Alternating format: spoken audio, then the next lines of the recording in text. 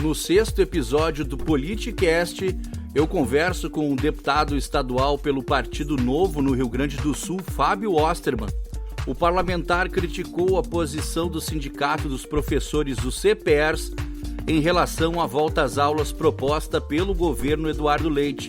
Além do cenário político local, o Osterman também analisou a gestão do presidente Jair Bolsonaro na pandemia. E aí, deputado Fábio Osterman, como vai? Muito obrigado pela presença virtual aqui no Politicast.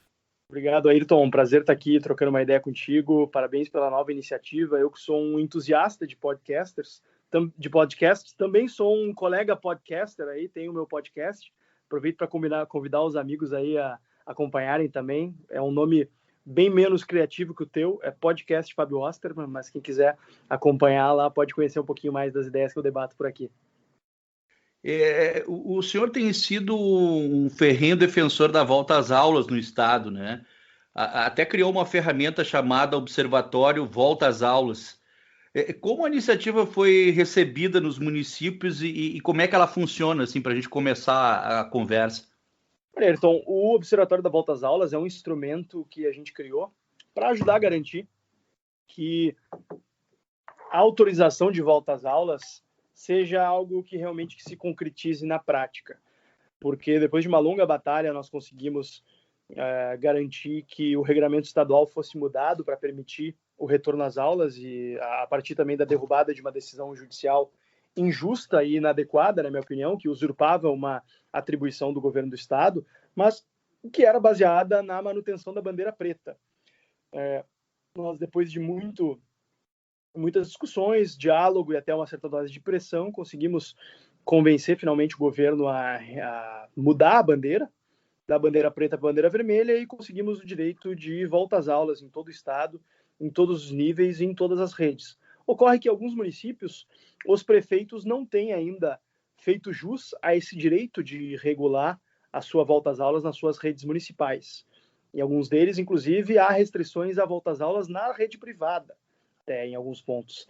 Então, a gente, vislumbrando essas dificuldades, a gente criou o Observatório da Volta às Aulas, que se propõe a monitorar a forma como os municípios gaúchos estão se organizando, estão regulando o seu retorno às volta às aulas, e nesse observatório a gente estabeleceu 3 níveis, ou algo que a gente resolveu chamar de sinais.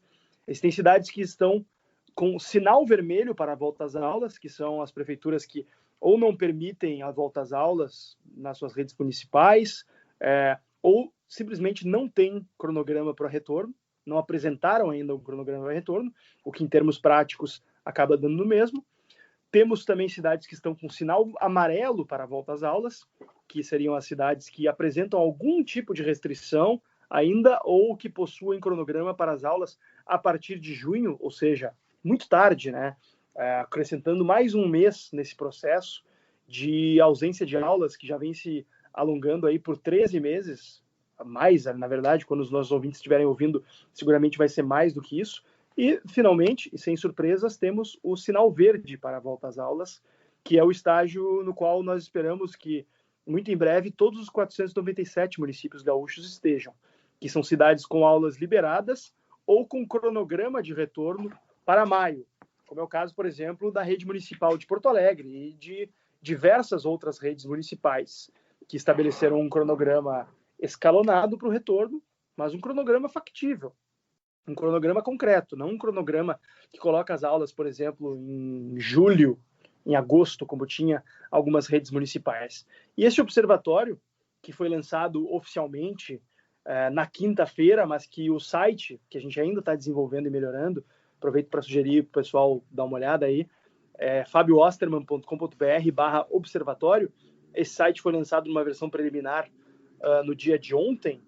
A gente já está, felizmente, tendo impacto com ele. Existem cidades que, após a nossa busca por diálogo, após a nossa manifestação e a nossa cobrança, claro, em relação à apresentação de um cronograma, vem mudando o seu sinal a partir justamente da decretação de um cronograma mais próximo ou mesmo da decretação de algum cronograma. Eu cito os casos das cidades de Imbé e Capão da Canoa. Eu dei entrevista na segunda-feira pela manhã para veículos de comunicação do litoral, mencionando o caso dessas duas cidades. Capão tinha um cronograma de volta às aulas que se estendia até julho, ou seja, tarde demais para as necessidades das nossas crianças. E Imbé, cidade aqui do nosso litoral, também uma cidade um pouco menor, com uma população um pouco menor, a prefeitura nem sequer havia divulgado um cronograma de volta às aulas. Após essa entrevista, felizmente a entrevista repercutiu bastante no litoral, no dia seguinte, essas prefeituras, a prefeitura de Capão adiantou o cronograma de retorno e a prefeitura de Imbé apresentou um cronograma, passando ambas, no caso, para o sinal amarelo. O sindicato dos professores do Rio Grande do Sul tem afirmado que grande parte das escolas estaduais tem muitos problemas de estrutura para a volta às aulas neste momento da pandemia, e também ressalta a preocupação com uma exposição dos professores ao coronavírus. O senhor foi visitar escolas para poder criar o observatório de volta às aulas? O senhor conhece, de fato, a realidade das escolas estaduais? Sim. Eu venho visitando, na verdade, escolas estaduais desde antes de assumir meu mandato como deputado estadual. Eu acredito muito na atuação do deputado como fiscalizador da execução de políticas públicas por meio dos braços e do aparato do Poder Executivo, né? E eu levo bastante a sério esse trabalho e tenho visitado ainda mais escolas e mesmo repartições públicas ao longo do meu mandato como deputado. Mas o foco prioritário do nosso Observatório de Volta às Aulas é ajudar a construir, por meio do diálogo e da informação, a reabertura das escolas municipais, que tem um cenário muito mais tranquilo, digamos assim, do que a rede estadual. A gente sabe que a nossa rede estadual é uma rede extremamente complexa, são cerca de 800 mil alunos, são quase 3 mil escolas em situações bastante variadas. A gente tem também o predomínio bastante nocivo dos CEPERS, que eu tenho afirmado aqui na Assembleia, sem papas na língua e sem meias palavras, que é o maior inimigo da educação no estado do Rio Grande do Sul, pelo seu retrospecto, pela sua atuação vergonhosa em meio à pandemia, buscando interceder por vias judiciais para impedir que haja volta às aulas em todos os níveis, em todas as redes, impedindo a volta das aulas na rede privada, nas redes municipais, e o pior ainda, tendo seu pedido acatado por uma juíza, né? O que nos custou aí 2 meses de aulas, seguramente muitas demissões no setor da educação, seguramente muitas escolas acabaram fechando nesse processo, e o pior de tudo, né? Muitas crianças acabaram tendo um déficit significativo no seu aprendizado por essa descontinuidade na volta às aulas. Hoje mesmo eu estive visitando uma escola estadual em Canoas, estive visitando a escola estadual Bento Gonçalves, localizada ali na parte, digamos assim, menos próspera de Canoas, e pude perceber na prática algumas limitações da estrutura da escola, mas também, claro, é importante a gente reforçar e saber diferenciar quais são as limitações na estrutura que vem de antes e quais são as limitações na estrutura que impedem a volta às aulas nesse contexto de pandemia. Porque eu tenho visto muitas alegações de problemas estruturais que já vinham de antes. Aí, só um parênteses, o governo estadual tem condição de atender a solucionar esses problemas de agora, como a falta de equipamentos, como máscaras adequadas? O governo do estado tem? Como é que vai fazer isso? Sem dúvidas, eu tenho confiança que sim. Eu, como membro titular da Comissão de Educação, vou cumprir com a minha função também, claro, de fiscalizar a atuação do Poder Executivo e por meio do diálogo e da cobrança, quando necessário, buscar contribuir com o trabalho da secretária Raquel Teixeira, que acabou de chegar, pegando uma situação bastante precária na nossa rede estadual, na nossa secretaria estadual. Infelizmente, foram 2 anos de poucos avanços no governo, no que diz respeito à educação, apesar de diversas outras reformas relevantes, mas sou otimista em relação à chegada da professora Raquel Teixeira, que é alguém que conhece a educação, tem experiência de ter sido secretária de educação em um dos estados que mais melhorou a sua educação no Brasil, que é o estado de Goiás, e está hoje diante desse desafio imenso, que é buscar ajudar a dar um jeito na nossa educação aqui no Rio Grande do Sul, que é um dos estados que mais perde posições no ranking do IDEB em todos os níveis, e que enfrenta uma situação urgente, é claro, mas que acredito eu, por meio de melhorias no processo de gestão, por meio de uma renovação também no quadro de professores, inclusive aí com a gente abrindo mais espaço para experiências exitosas que têm sido colocadas em prática em outras unidades da federação e até em municípios, como é o caso de experiências com contratualização de empresas, de entidades filantrópicas, de redes comunitárias que fazem gestões de escolas de uma maneira muito mais efetiva do que o faz a Secretaria Estadual de Educação. E eu sou alguém que, como tu sabe, falo abertamente e defendo abertamente o que eu acredito. Eu realmente acho que a educação estatal no estado do Rio Grande do Sul, ela chegou num ponto em que ela precisa, sim, ter seu espaço reduzido. Eu não estou aqui defendendo, até porque seria impossível, mas eu não estou defendendo a demissão de professores, mas eu defendo, sim, que os professores que não querem dar aula, que os professores que ficam fazendo uma chantagem injusta, absurda e imoral com as nossas crianças e jovens, condicionando a volta às aulas e o cumprimento dos seus contratos de trabalho a uma vacinação hipotética que vai ser concretizada não se sabe quando. E tu bem sabes que eu sou um grande crítico do governo Bolsonaro também e da sua incompetência em gerir essa pandemia, mas é importante contextualizar e reforçar o fato de que as nossas crianças e jovens que estão há 13 meses sem aulas não têm culpa pelos erros do governo Bolsonaro. Eu queria tocar na questão sanitária, né, em relação à volta às aulas.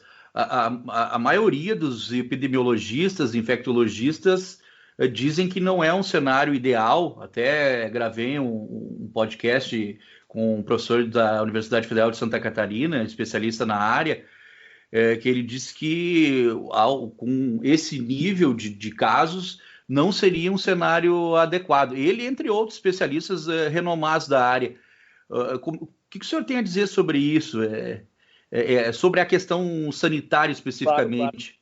Claro. Ayrton, eu preciso dizer que eu concordo que não é uma condição ideal, mas após 14 meses de pandemia, nós estamos longe das condições ideais. O que nós temos hoje são as condições e a situação real. E a situação real é que as nossas crianças estão tendo uma perda irrecuperável no seu aprendizado, no seu desenvolvimento, nas suas oportunidades, e que isso precisa ser revertido. E eu acho que a gente precisa fazer uma união, fazer uma repactuação da importância da educação na sociedade. Eu sou professor universitário, estou deputado estadual, acredito no poder da educação como algo que realmente transforma a vida das pessoas e catapulta as pessoas a novas oportunidades. E acho que é muito injusto, como eu disse, a gente colocar a situação de que existe um risco e, portanto, a gente não quer expor as pessoas a um risco e, por conta disso, pessoas que hoje já estão submetidas a um risco, porque essas crianças e esses professores, eles não estão em casa. Eles estão na rua, os professores, no caso, estão na praia, estão dando aulas particulares, complementando sua renda, no caso. Eles estão vendo familiares, participando de atividades recreativas. Professores que são parte de grupo de risco não vão ser obrigados a retomar as atividades presenciais. Todo mundo está submetido a algum nível de risco. Eu estou submetido a um nível de risco. Tu também está submetido a um nível de risco. Enfim, a gente está trabalhando com um certo nível de risco que a gente espera poder mitigar muito em breve com a ampliação da vacinação, mas enquanto ela não chega, eu acho que não é justo que os professores façam esse tipo de chantagem. Imagina que absurdo a situação hipotética seguinte: início da pandemia no Brasil, fevereiro de 2020, os profissionais da saúde falam o seguinte: esse tal de coronavírus é muito grave, é um risco muito grande, tem profissionais morrendo aqui na linha de frente, a gente não vai trabalhar enquanto não tiver uma vacina. E os profissionais da segurança pública dissessem isso também, que não vão trabalhar, porque a gente está num risco muito grande em batalhões de polícia, em delegacias de polícia. Se os servidores da SUSEP, nosso Superintendente de Serviços Penitenciários, tivessem falado isso, em que situações nós estaríamos? Se os deputados estaduais, que, enfim, para muitos não são uma função tão essencial, né, tivessem falado que não iriam cumprir com as suas atividades se não fossem vacinados antes. Como você está vendo aqui no vídeo, o pessoal que está nos ouvindo não está vendo, Mas tu tá vendo, eu tô no meu gabinete. Agora são 7h11 da noite aqui. Eu tô no dia a dia aqui. Participo de reuniões, uso máscara, carrego álcool gel, tento estar em ambientes arejados o máximo possível, cuido da minha saúde, não frequento aglomerações clandestinas nem nada do tipo, busco manter a minha sanidade física e mental para evitar problemas, mas em nenhum momento passou pela minha cabeça abrir mão da minha atividade profissional porque existe um risco. Eu acho que é uma opção de cada um, mas acho que os professores que não querem e que se recusarem a voltar para a sala de aula e que não tiverem um motivo razoável, como, por exemplo, uma comorbidade grave ou forem parte de um grupo de risco que não tenha sido vacinado, esses professores, eles têm todo o direito de procurarem o departamento pessoal da Secretaria Estadual de Educação e pedirem demissão. O senhor não acha que está pegando muito pesado com os professores? Não teme uma repulsa?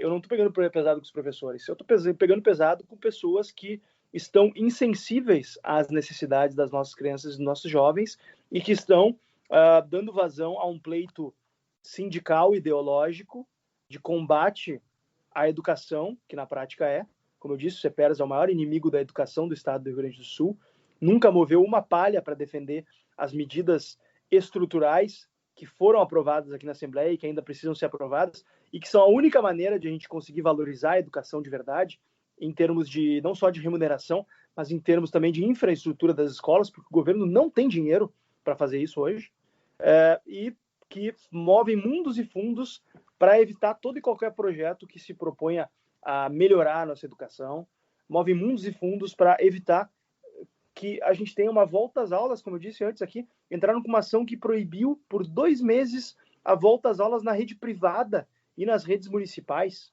Então, acho que eu estou agindo, na verdade, de maneira proporcional à atuação desse grupo que atua como inimigo da educação e que a sociedade gaúcha, acho que, e eu tenho recebido bons feedbacks a respeito disso, mas a sociedade, acho que sentia falta de ter pessoas aqui na Assembleia que manifestassem de forma clara esse repúdio a essa atuação vergonhosa do CEPERS. E eu busco não generalizar.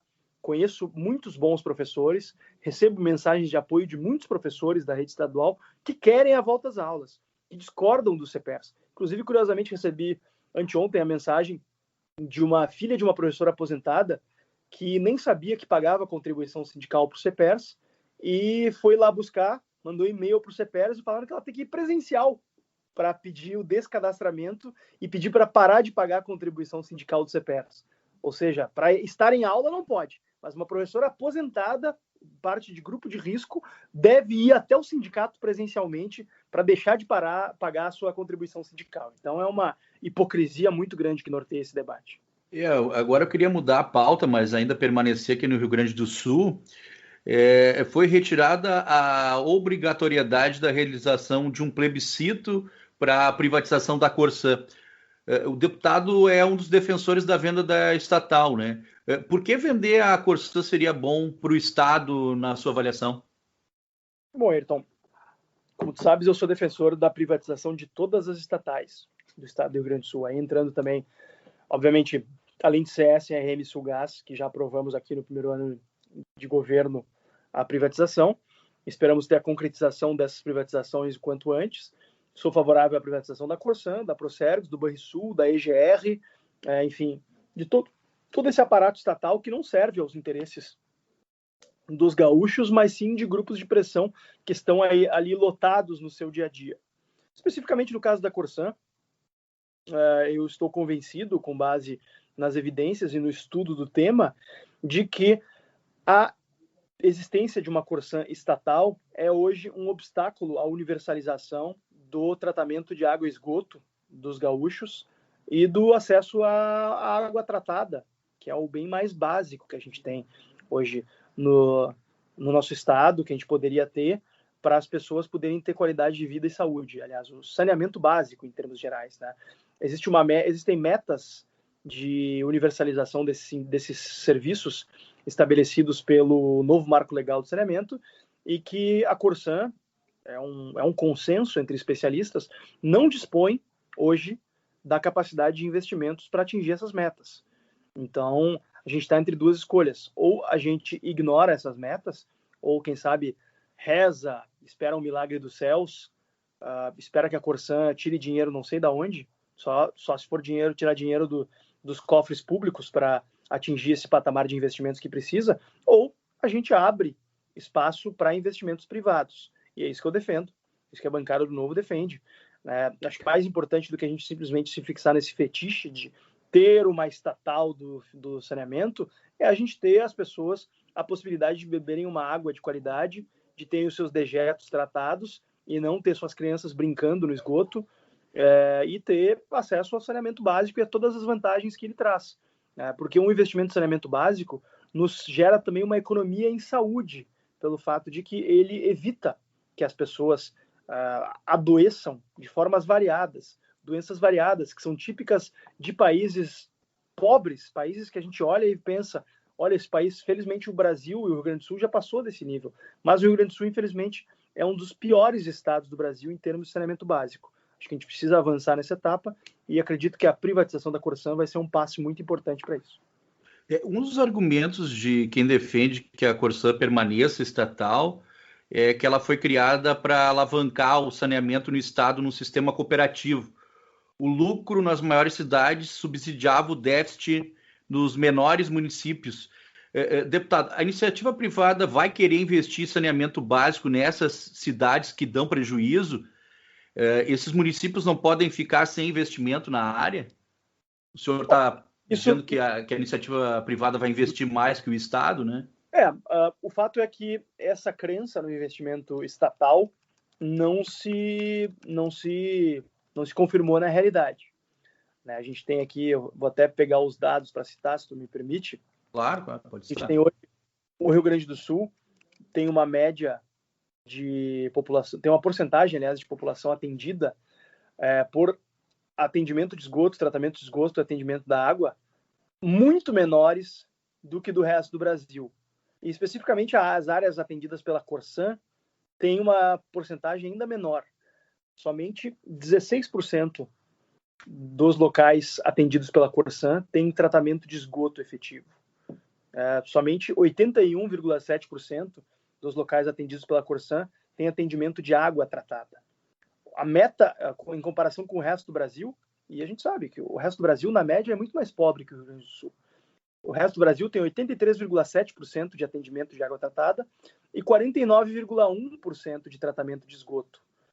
Então, enfim, a gente tem essas metas do Marco Legal de Saneamento, do Marco Legal, que estabelece que até 31 de dezembro de 2033 temos que ter 99% da população com água potável, 90% da população com coleta e tratamento de esgotos, assim como metas quantitativas de não intermitência do abastecimento, não interrupção, redução de perdas, etc., que a Corsã está lá embaixo e longe de alcançar.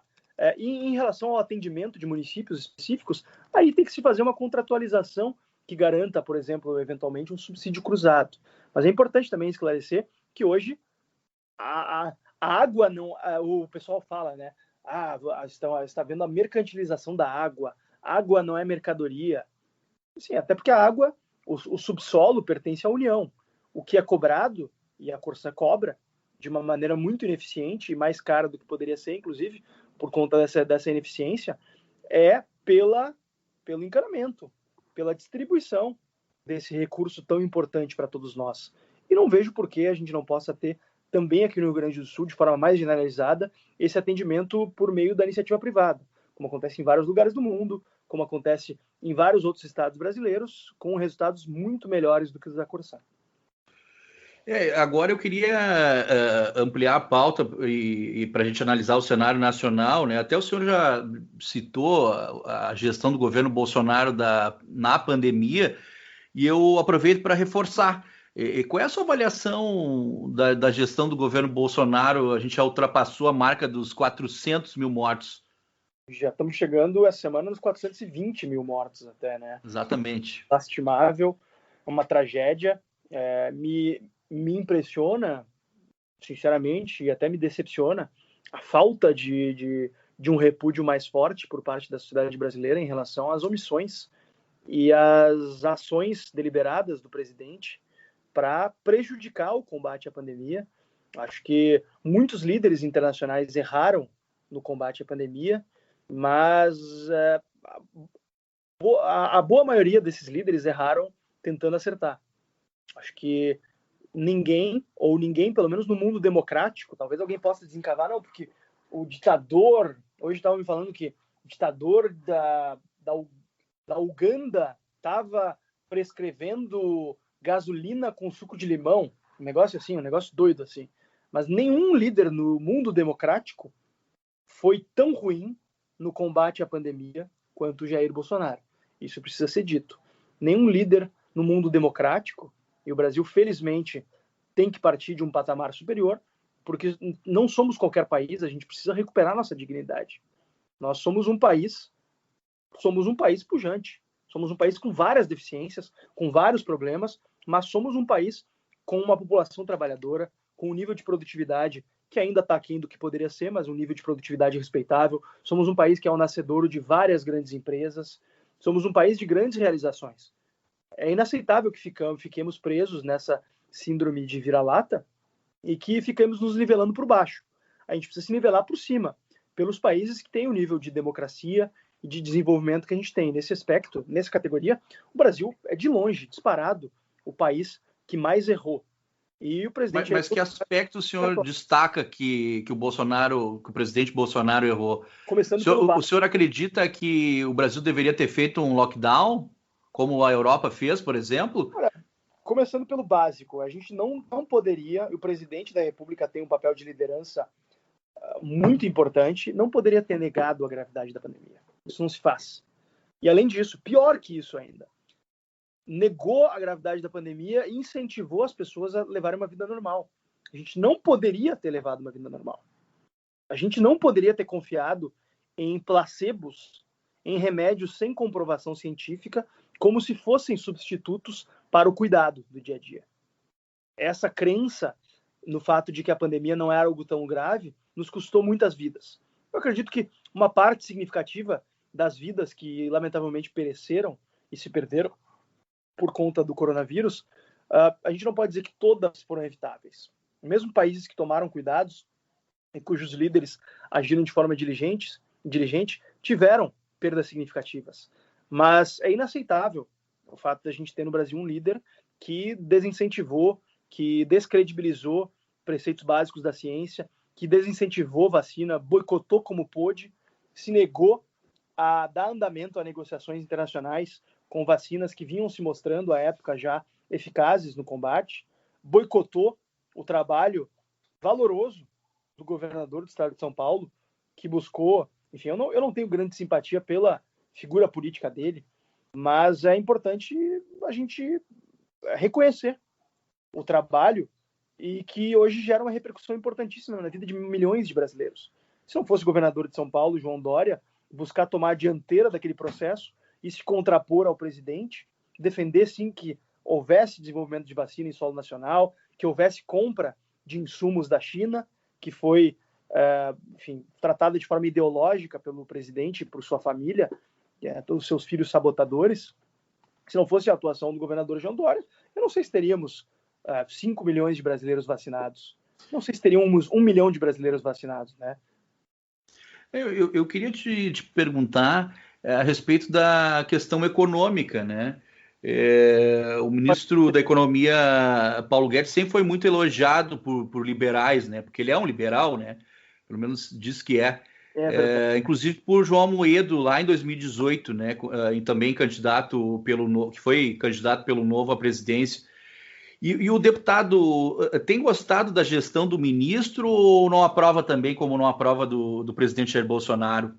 Não, Ayrton, eu acho que a gestão do ministro Paulo Guedes também é mais uma decepção nesse pacote de decepções que é o governo Bolsonaro. Não que eu esperasse muita coisa do Bolsonaro, né? Eu já sabia a figura que ele era, pelo seu retrospecto. Como deputado federal, ao longo de quase 30 anos, se notabilizou por defender as pautas mais retrógradas, estatistas e corporativistas que estivessem no prato.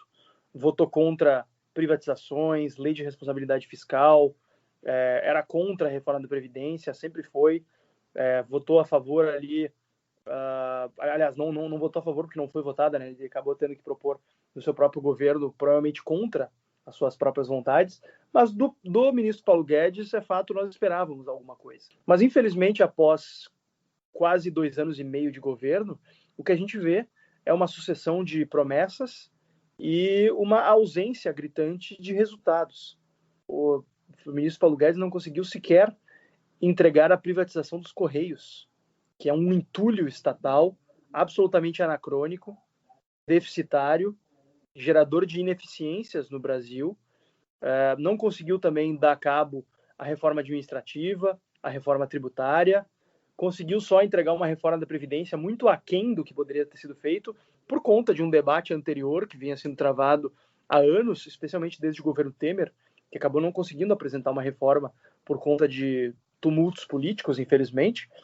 E o presidente foi beneficiado também pela nova composição do Congresso Nacional. O Congresso Nacional nunca teve tantos mandatários com um viés liberal como tem atualmente, não só na bancada do Partido Novo, bancada de 8 deputados que nunca pediram um cargo nem nada para o governo, mas que... Mas a bancada do Novo, por exemplo, Marcel Van Hatten vota bastante com o governo, né? Como é que tu analisa essa questão? Que a bancada vote a favor do governo ou contra o governo. A bancada vota em acordo com aquilo que são os nossos princípios e valores. Se o governo propõe algo de positivo, votamos a favor. Assim como votamos contra o governo em diversas oportunidades em que o governo foi contra a nossa visão liberal.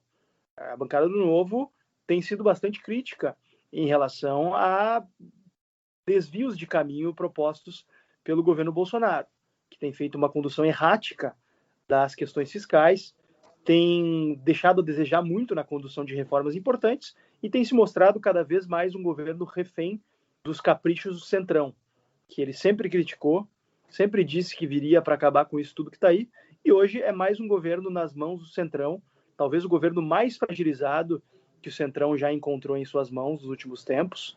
É um governo que tem uma base programática muito, muito curta e muito estreita, e que vem, desde o primeiro dia de governo, se preocupando mais com a reeleição do que propriamente com levar adiante as agendas e as reformas que foi eleito para botar em prática. Tu acreditas que há espaço para o impeachment ainda com a chegada da CPI da Covid no Senado? Olha, eu acho que crimes de responsabilidade não faltam ao presidente, especialmente porque a lei do impeachment, ela estabelece crimes de responsabilidade de uma forma um tanto quanto vaga, deixando claro que o critério para a percepção sobre o cometimento ou não de um crime de responsabilidade cabe realmente ao Congresso. Mas o presidente, ele incorreu em múltiplas oportunidades no crime básico de quebra de decoro. Se espera do presidente um certo decoro. O presidente também, por suas manifestações autoritárias e inconstitucionais, feriu em diversas oportunidades a integridade das nossas instituições, da separação de poderes, da liberdade do parlamento. E se o Congresso Nacional quisesse, certamente encontraria espaço fácil para enquadrar o presidente em diversas das possibilidades da lei do impeachment. Ocorre que o impeachment depende da viabilidade política, como bem sabemos. Infelizmente, não houve espaço para isso e não acho que haverá até o final do governo. Acho que a CPI da Covid, que é uma CPI necessária, que deveria ter sido aberta antes, inclusive, vai ajudar a sociedade brasileira a compreender melhor o alcance da irresponsabilidade do presidente e da sua atuação criminosa na condução da pandemia. Mas não acho que vá levar ao impeachment, e tenho minhas dúvidas se o impeachment, em ano de eleição, seja algo positivo para o Brasil ou se não pode servir mais para ajudar a construir uma narrativa de vitimização por parte do presidente, que a gente sabe que faz um uso muito efetivo de estratégias de manipulação de um segmento da sociedade que se encontra hoje absolutamente alienado da realidade e seguindo cegamente o presidente da República, independente do que ele faça ou deixe de fazer. O Novo, o seu partido, se apresentou como o diferente na política, né? Mas, por exemplo, aceitou a filiação do ministro Salles, do Meio Ambiente, que tem sido muito criticado, né? Embora ele já tenha sido expulso do partido, a gente tem que fazer essa ressalva, né? Não é uma contradição se apresentar como diferente e não filtrar a chegada de políticos tradicionais na sigla? Como é que o senhor analisa essa questão? Pois é, Ayrton, tu já deste a resposta. O ministro Salles foi, inclusive, expulso do partido.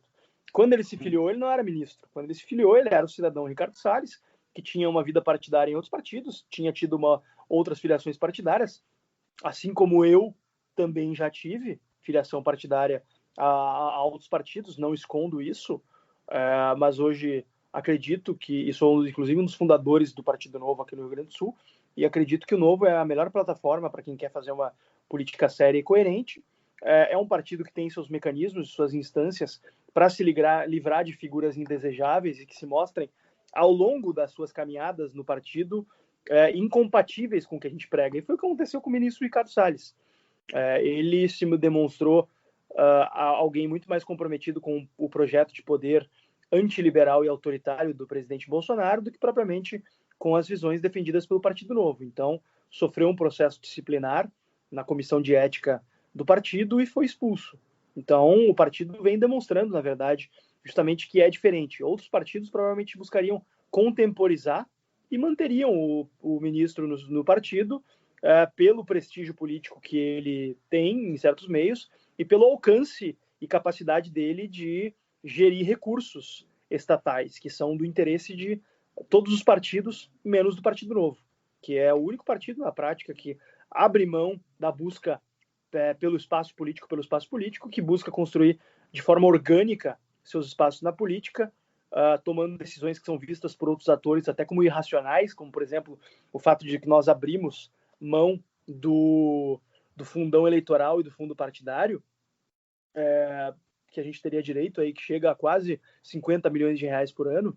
É um dinheiro que certamente nos ajudaria na estruturação do partido, mas por uma questão de coerência e de integridade, somos contra a existência desses fundos. Acreditamos que os recursos dos impostos suados dos brasileiros deveriam ir prioritariamente para a concretização de finalidades públicas, efetivamente. Então, a gente busca dar o exemplo abrindo mão disso e fazendo nossas campanhas somente com recursos privados. A gente espera poder eleger mais gente em 2022 para buscar levar esse pleito com mais força ainda para o Congresso Nacional.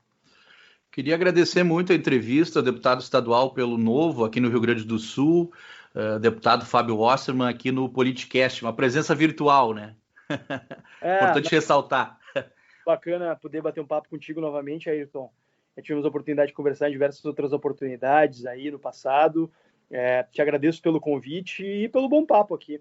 E fico sempre à disposição dos ouvintes aí que tenham interesse em dialogar.